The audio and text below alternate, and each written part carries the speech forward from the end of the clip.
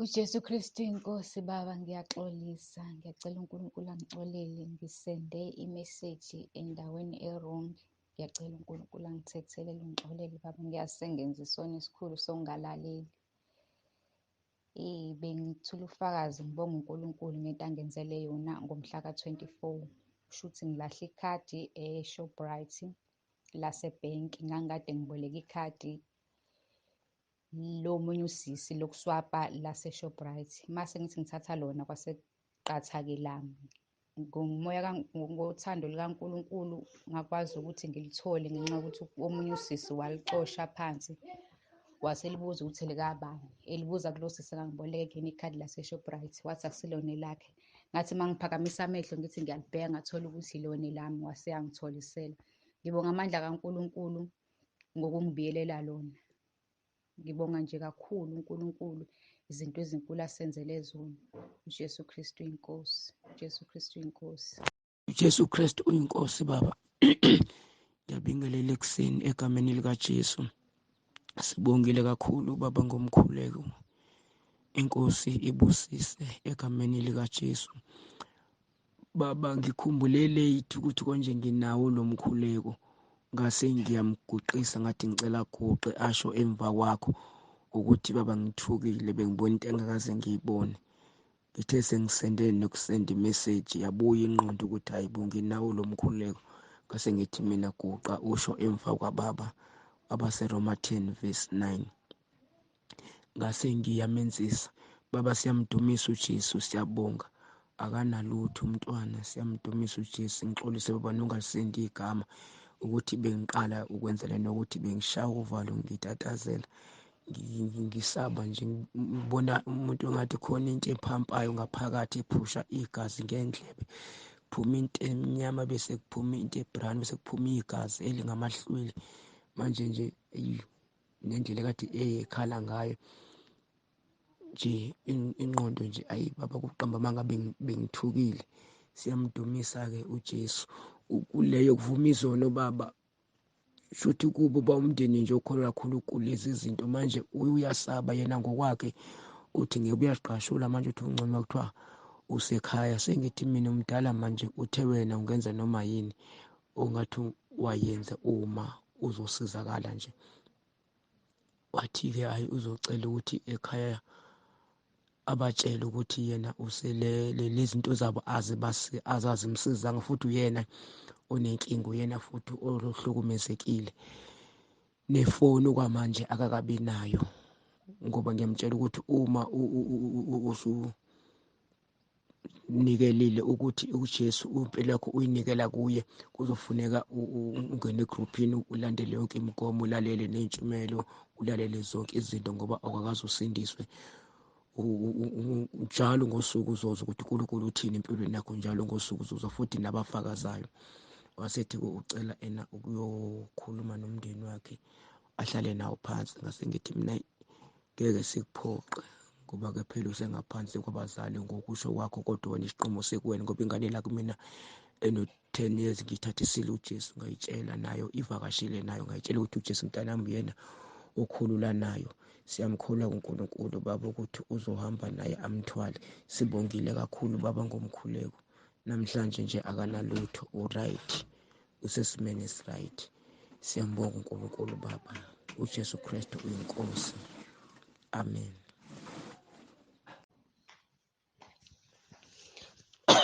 uJesu Kristu inkosi baba, ngiyakubingelela ekuseni nomama egameni likaJesu. Baba, senginesikhathi eside ngenxa kaSathane elwa ngohlobo olumangalisayo. Ngake ngahlala isikhathi eside nginagesi baba, 3 months. Ufile kwamakhelwane nala ekhaya, kodwa uNkulunkulu wasilungisela, siyabonga. uNkulunkulu mkhulu baba, umsebenzi wakhe mkhulu yamangalisa. Ngidlulisa nje ubufakazi obukhulu. Kwathi ngelinye ilanga ngendlini yomfana wami ngale ngifica igundane seliwuchamela umbhede. Mangithi ngiyabheka, hawu selidle kanje uplastic wengubo zomfana wami ezintsha. La udla la uqeda, kodwa akudliwanga ngisho eyodwa into. Ladla nje uplastic kuphela. Ngasibuka lesi simanga sengilihubhe igundane.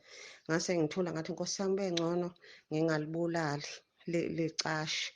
ngoba benizolibulala lenzeni ngoba lonanga. Ngambonga nje kakhulu uNkulunkulu ukuvikela kwezinto zethu. Ngiyambonga uNkulunkulu Baba nangey'nkonzo, nangakho konke uNkulunkulu asenzela khona. Ngiyambonga kakhulu uNkulunkulu. Ifoni nje iyahlupha, kumele ngithole enye. Kodwa ngiyabonga ukuthi sebedilithile kancane sesizokwazi ukuqhubeka. Ngiyambonga kakhulu uNkulunkulu. Kuningi kakhulu uNkulunkulu asenzele khona Baba. Okumnandi enhlizweni yami. Noma sithe nya iy'nkinga nodadewethu wangifakayo naye ifoni ifile. Ngiyambikela naye ukuthi uNkulunkulu naye asisize sithole amafoni. Singaba sekhaya leZwi, asiyindawo, sikhona ekhaya leZwi. Bengithi nje Nkosi yami bengikuzoba buhlungu ukuze kuqala umhla ka-1 ngingakaze ngisho lutho. Kodwa ngithi nje uNkulunkulu abe nani anigcine sinifisela iy'busiso sizohambisana ngoJanuwari. Ngiyamkholwa uNkulunkulu ukuthi uzoba khona sizohambisana emkhosini siqale kahle unyaka. Umuhle uNkulunkulu wethu. Amen.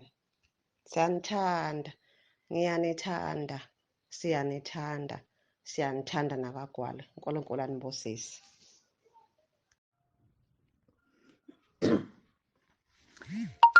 Ngiyabingelela baba umpostoli nomama umpostoli egameni lenkosi yethu uJesu Kristu. Bingelela abazalwane bonke entabeni yendlu kaJehova kuyabonelelwa. Nabazalwane base ekhaya leZwi. Ngiyabingelela abazalwane. Ngithi uJesu Kristu uyinkosi. Baba ngithake ngilethe ubufakazi enginabo. Ngizwe khona omunye wesifazane ongithintile enhlizweni ekhuluma ngokuthi ube ne-HIV kodwa manje sekutholakala ukuthi akasenayo. Ngiyafakaza ukuthi impela uJesu uyayilapha i-HIV. Nami ngingomunye owayekade eke waba ne-HIV kodwa ngokukhulekelwa kuKristu uJesu i-HIV yancibilika. Ngathesta kaningi, ngathesta nje kaningi. Uma ngiye eklinikhi nje ngifike ngitheste kutholakala ukuthi hayi ayikho.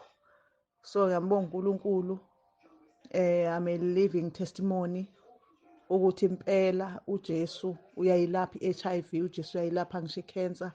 Asikho isifo angasilaphi njengoba ethi ngezwi lakhe kukhuluma uDavide ethi yena othethelela zonke izono, owelapha zonke izifo. Impela welapha zonke izifo. Lo nkulunkulu akahluleki. Lo nkulunkulu akukho okumahlulayo. Njengoba esho kuJeremaya ethi uNkulunkulu wenyama yonke, kukhona yini okumahlulayo.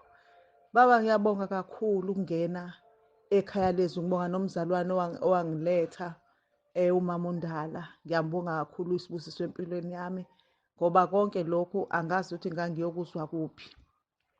Ngibonga iziluleko, izifundo esengizitholile kuwena baba umpostoli, izinto ebengingazazi. Ngiyabonga kakhulu. Ngiyaqhubeka ngiyazibhala izono, ngiyazivuma. Yini ephepheni lami nje lokho engikhumbulayo ngibuyela khona ngiyobhala. Selokho ngaqala ngizwa umehluko engingawazi. Ngizwa umehluko nje kakhulu empilweni yami. Ngiyambonga kakhulu uNkulunkulu bazalwane. Niyisibusiso kuthina uNkulunkulu asigcinele nina, anilondoloze egameni lenkosi yethu uJesu. Niyisibusiso, siyanithanda kakhulu, siyanithanda. Siswela nje into esingayenza ukukhombisa ukuthi ayi siyanithanda niyisibusiso. uNkulunkulu anigcine njalo anibusise egameni lenkosi yethu uJesu. Amen. uJesu Kristu uyinkosi Baba. Namhlanje inkosi nginikeze umbono oyisexwayiso kubantwana bakaNkulunkulu ukuthi mabaqaphele ukuthi bazihlanganisa nobani. Yiziphi izinto abazifaka kuzo. Ngikhonjiswe embonweni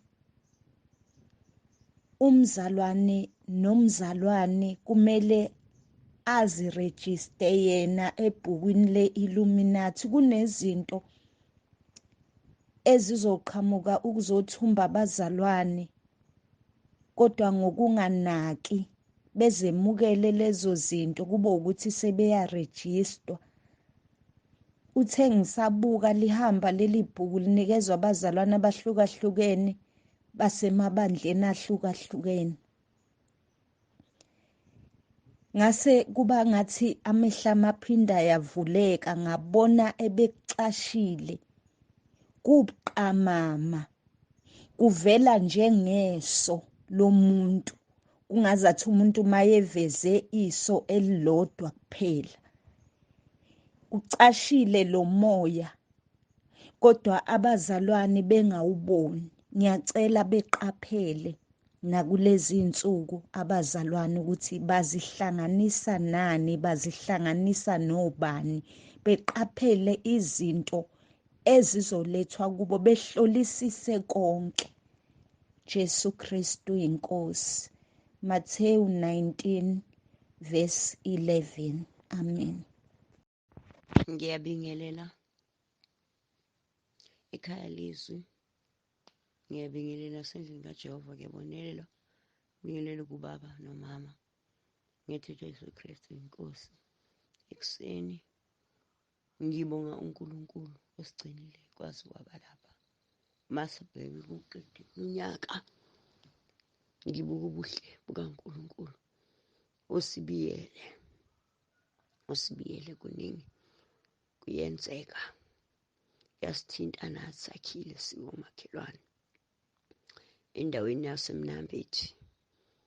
Hhayi, kepha thina sibonga ukufikelwa uNkulunkulu, ikakhulukazi ngimbuka uJehova emuhle ngezikhathi zonke. Ngimbuka emuhle nakubantwana bami bonke bakhuluma izwi elilodwa, bathi uma ungenaye uNkulunkulu awungeke uze uphunyule kulezi insuku. Sibonga-ke uNkulunkulu owasifaka ekhaya leZwi nasendlini kaJehova, kuyabonelelwa. Ngibonga ngiphumule usisi wami uNomathemba owangifaka ekhaya leZwi. Ngibonga ukukhuseleka, ngibonga ukugcinwa, ngibonga amandla kaNkulunkulu engiwabonayo usuku nosuku. Ngithi uNkulunkulu aqhubeke akukhusele baba nomama. Sihlezi njalo sithola la mazwi siwatholayo asakhayo, la mazwi siwatholayo nasebufakazini. Buya ngakha kakhulu ubufakazi, ngiye ngibuze ngibulalele, coshe ngithi uNkulunkulu mana nathi usiqinise njalo. Siyabonga, ngiyabonga, uNkulunkulu muhle. Asihlaleni endlini kaJehova, sihlale njengamavila singasuki, sihlaleni ebukhoneni bakhe uzosibiyela usuku nosuku. Inkosi uJesu ngiyayibonga kulezi insuku kakhulu, ngiyayiphakamisa, ngiyayidumisa, ngiyayitusa. Ngithi uJesu Kristu inkosi. Ekuseni inkosi enibusise. Amen. uJesu Kristu inkosi. Baba, sibonga usuku-ke uNkulunkulu esivusile futhi namhlanje. Ngiyaxolisa nje ukuphuza ukudlulisa lo myalezo. Isimo sezulu belina uthayiluhaza, ngibona ukuthi akuzuzwakala kahle. Ngifisa ukubonga uNkulunkulu nje Baba osondlile nathi ngoKhisimusi. Kade isimo singekho right kahle ngenxa yokuthi sibe nezifo la emndenini kusukela ngoNovemba kuze kube manje saba nemingcwabo emithathu ebidinga imali, sigibela sifaka isandla. Kodwa uNkulunkulu wasihawukela nathi ngoKhisimusi, saba noKhisimusi oright. Bathinta abantwana ukuthi basipho uKhisimusi oseDandi, oseThekwini, oseGoli akade befikile bahlanganyela nathi ngesonto. Engikubongayo-ke kakhulu ukuthi sikwazile ukuhlanganyela nabo, sakhonza ngaleyo ndlela esikhonze ngayo, noma kwakuphithizela kubhizi behamba abanye, kodwa sakwazi ukuhlangana. Engikubongayo ukuthi ibona bacela umkhuleko, mase behamba bacela umkhuleko, abahambi bengawucelanga, bese ngithola ithuba-ke lokufundisa ngalokho engifundisa ngakho izwi likaNkulunkulu. Kakhulu laba abasedande ngoba behamba ney'ngane, sathola ukuhlanganyela nabo no-Sunday school. USunday school washo amavesi kwabase-Efesu 6 verse 1 kuya 3 ngekhanda. Baphinda basho amaRoma 10 verse 9 amavisi ekhanda onke lawo. Kwaba yisimanga nje kubona baze bakhipha imali bathi ngobathengela usweet uSunday school. So ngiyambonga uNkulunkulu ukuthi itshalekile lento mina emndenini baba. Noma ngihambe emhlabeni, hayi baba, ngeke nibe nenkinga yokuthi abayazi indaba kaNkulunkulu, abayazi indaba kaJesu Kristu inkosi ukuthi uyini, uchazani. Ngoba ngikuchazile konke lokho, ney'ngane ziyazi kangangoba le ngane yaseDandi khona babefikile abangadlula ekhaya babeze emshadweni. Ngitshelwe yindodana ithi ingane, hawu baba, umkhuleko asiwutholanga. Nje ngiyambonga uNkulunkulu baba ngalokho ukuthi hayi ngitshalile noma ngabe abakakholwa, kodwa ey'nhliziyweni zabo bayazi naleli gama elithi uJesu Kristu uyinkosi ukuthi libaluleke kanjani, bayazi. Bayalisho nabo nasemsebenzini bebengitshela. So ngiyambonga uNkulunkulu, ngiyethemba ukuthi ngelinye ilanga uyowenza umsebenzi. Ngiyabonga baba. uNkulunkulu ngicela uqinise ey'nhliziyweni zabo, akutshale. Jesu Kristu uyinkosi. uJesu Kristu uyinkosi baba. Ngithanda ukubonga uNkulunkulu ngomusa wakhe ngenxa yezifundiso osifundisa zona nangalesi sivumo sokuthi uJesu Kristu uyinkosi. Impela ngiwufakazi wokuthi lesi sivumo sihamba ibanga elide kakhulu. Akukho okusinqandayo. Mhla ka-22 ngicishe ngafa, ngihlaselwa yinja ngihambela nje emgaqweni. Hayi, yaqhamuka inja uyibona nje ukuthi impela izimisele ngokuthi inginikize, ingilume nje ngokuthanda kwayo. Awu ngathi uJesu Kristu uyinkosi, uJesu Kristu uyinkosi, uJesu Kristu uyinkosi.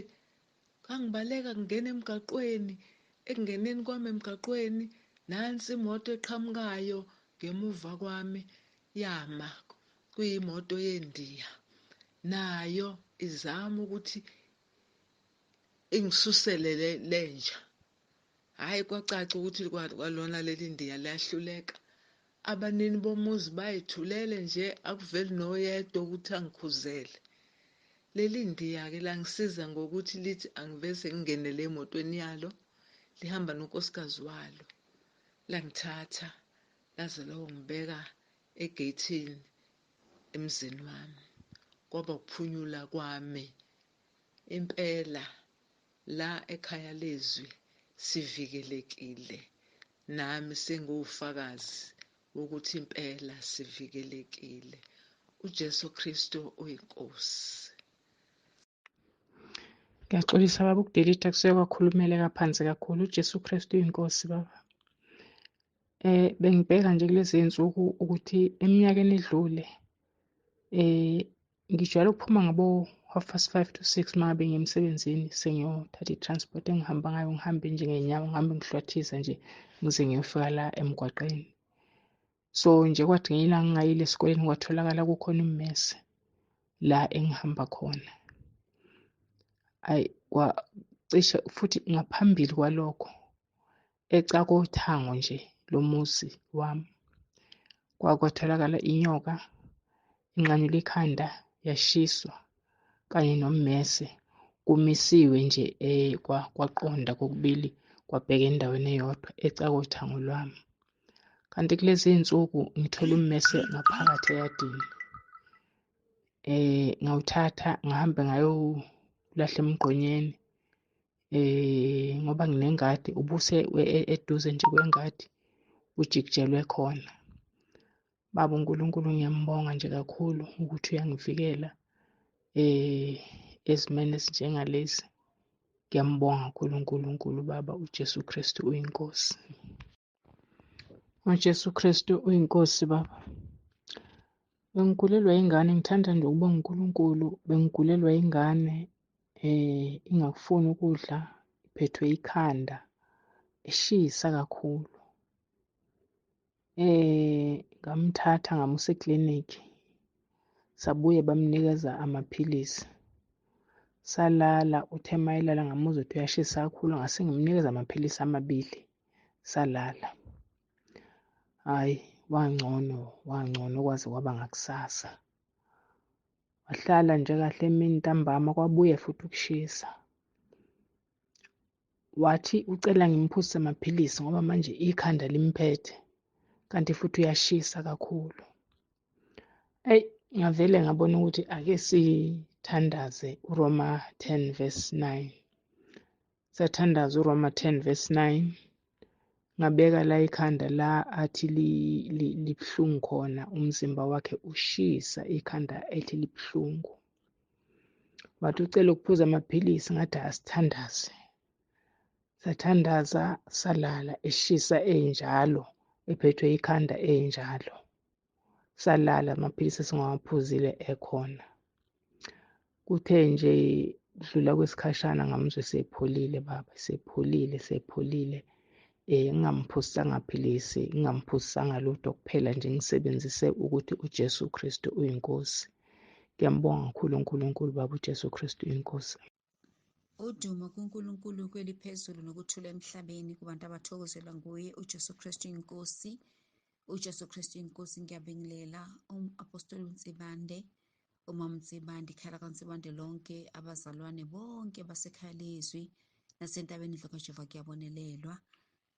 Bazalwane la, uNkulunkulu uyangikhumbuza ukuthi azangize ngizobonga la okuhle angenze kona empilweni yami.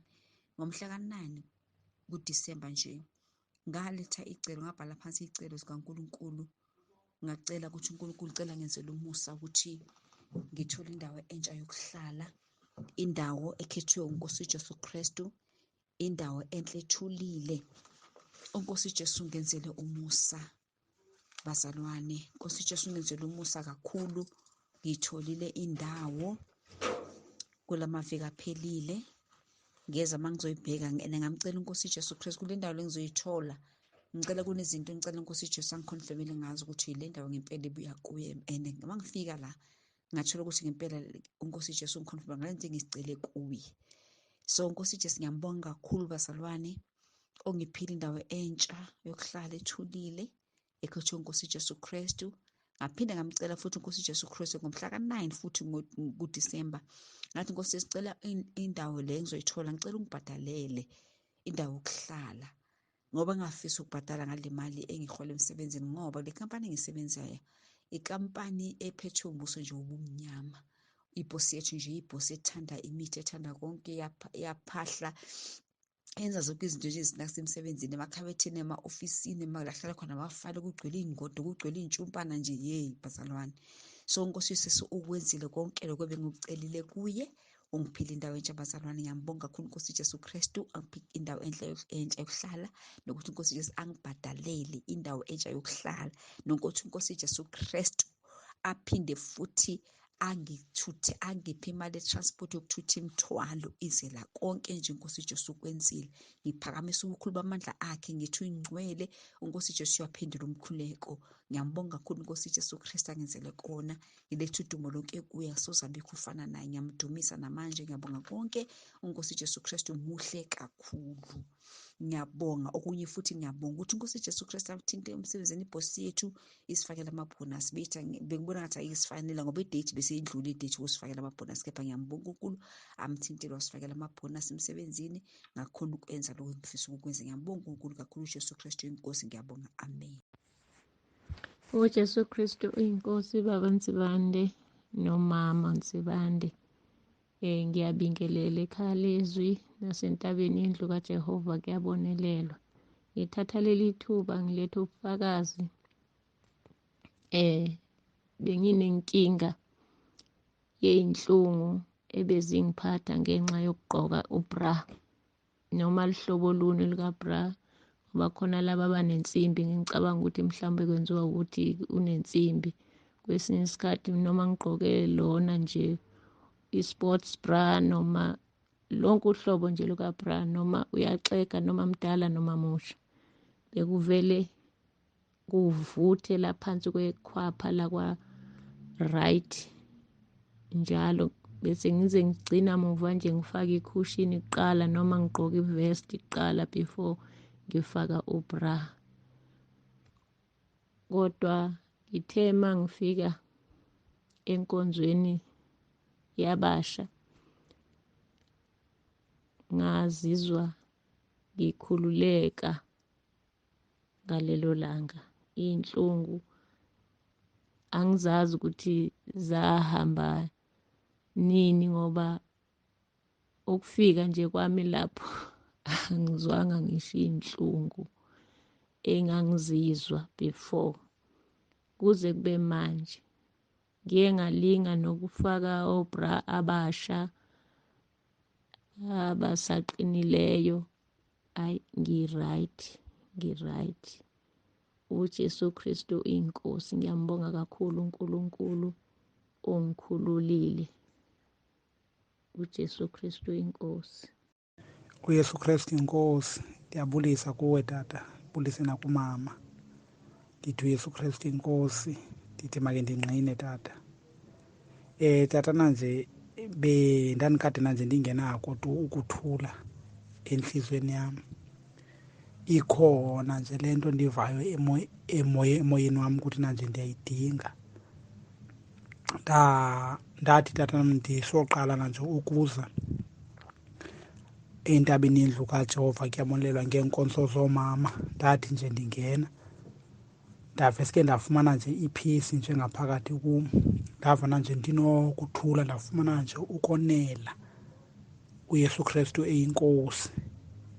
Tata nanje enye into nanje endiyibulelayo kakhulu, ndandingumntana nanje odla ndithi njengoba ndingumntu ophangela ngemoto ihlala iba nengxaki okokoko. Kodwa ndatata nje usuka kwam nanje kwiinkonzo zoomama eRichards Bay, zange tata nanje kuphinde kube nengxaki yemoto tu tata nanje kungoku nje siyaziphangelela sibuye ndifike ndiyibeke yonke into irayithi. Enye into tata nanje kuye kwakho omnye umfana phaa emsebenzini wanengxaki yentso, kwacabana nje akakwazi nosebenza yile ntso. Umama wakhe nanje yinyanga, wathi umama wakhe beke wamnika umthi wamsana komnye umntu but akaphilanga. Ndathi kuye jonga ubeke isandla kuloo ntso yakho uthi uYesu Kristu yinkosi uzawuncedeka. Wabuya tata esithi, yho tatam ndiyabulela kakhulu undincedile. Ndiveske ndabeka isandla kuloo ntso, kule ntso yam, ndathi uYesu Kristu inkosi, uYesu Kristu inkosi. Ndithe ndivuka tata nje andinakwantso nanje ndirayithi kungoku. Ndizama ukuthi tata nje uYesu Kristu uyinkosi inene. Ndiyabulela tata, ndithi uYesu Kristu inkosi.